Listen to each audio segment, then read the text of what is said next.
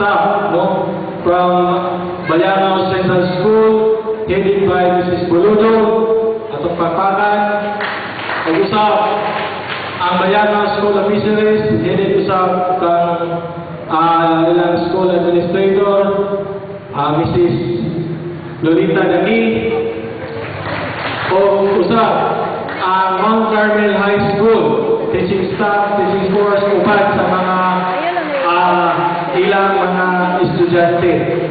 4 Ps na usap o ang atong usap na barangay captain, usap makalik ang atong wetland park 5 years ago or 10 years ago.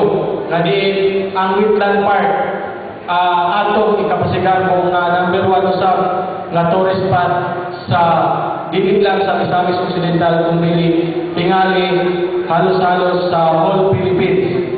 O muna ang atong President Administration karon amo gikanang revive kay lagi medyo napasagdan.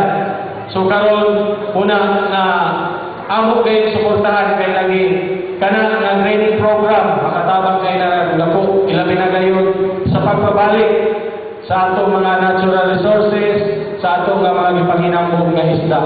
So ang ako lang hagit kanang tanan sa mga aniya karon ilabi na sa mga estudyante kanang tanan nga unta iniabot sa panahon sa target nga date sa pag matawag na yan natong o pagpanano ako ngayon ng tanan nga unta kitang tanan magsuporta 101%, no?